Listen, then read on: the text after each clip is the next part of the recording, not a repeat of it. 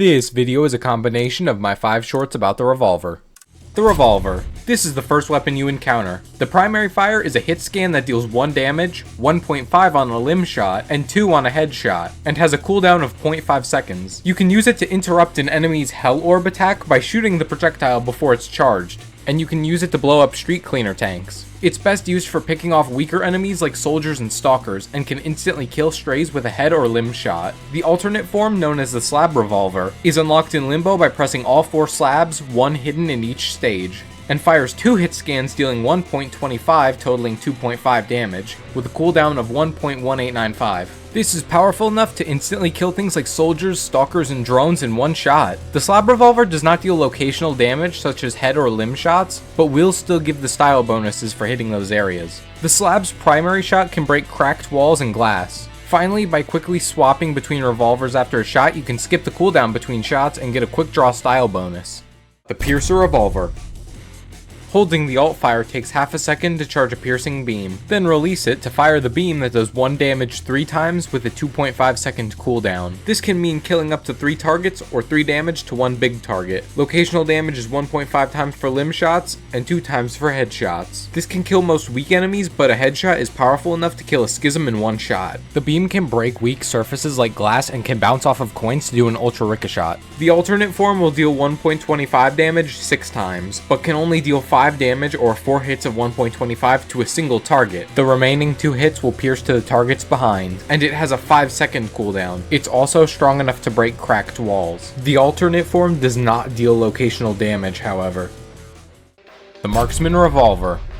The alt fire will throw a coin into the air. It takes 4 seconds to replenish a coin, and you can hold 4 coins at a time. The coin follows your velocity when thrown, letting you throw it farther when moving forward or in place when stepping back. When shooting a coin with any hit scan weapon, it will reflect off and increase the damage before hitting the next target. The order of targets that coins prioritize are other coins to further increase damage, hittable player projectiles such as cores, rockets, and cannonballs, enemy projectile interruptions, enemy weak points, enemies, and lastly breakable glass.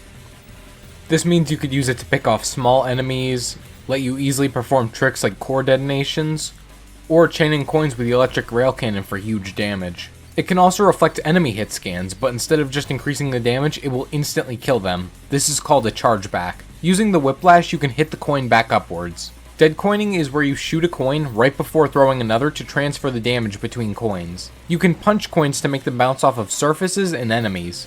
It will increase in damage each time it hits an enemy, letting you do things like cheese the V2 fight. By combining the whiplash, dead coining, and coin punching, you can do huge damage. Listen closely to the coin. Early on, there's a flash with a high-pitched noise, and then a higher pitch singing a few seconds after.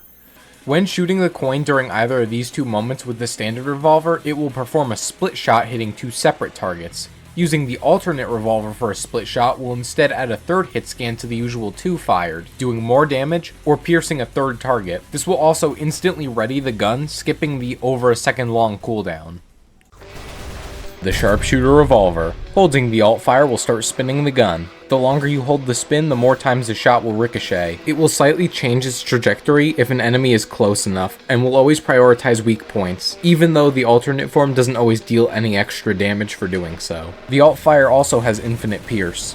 For the standard sharpshooter, at 0.3 seconds the shot will bounce once, and spun for 2.5 seconds it'll hit the max of 3 bounces. It will deal 1 damage, but each bounce adds an additional hit scan up to 3 hits, meaning the initial shot hits once, the second hits twice, and the 3rd and 4th hit 3 times. By bouncing it back and forth on the same target, it will deal up to 9 damage. It can hold 3 charges and takes about 6.6 seconds to regain one of these charges. It can break weak surfaces like glass. For the alternate or slab version of the sharpshooter, you only need to spin it for 1 second to get the maximum 3 bounces. It deals 2 hits of 1.25 damage initially, and once again each bounce adds an additional hit scan. now up to 4 hits, meaning the initial shot hits twice for 2.5 damage, the second shot hits 3 times, and the third and fourth hit 4 times. Bouncing it back and forth on the same target this time can deal up to 16.25 damage. Now it only holds 1 charge and has a cooldown of about 8.57 seconds. It can break surfaces like glass or cracked walls. Hitting a coin with the alt fire will not increase damage, like with other hit scans, but will add to the amount of hit scans total as if it were bouncing off a surface, but without taking away from the 3 bounce limit. For example, if I throw 4 coins and then shoot them with the max spin,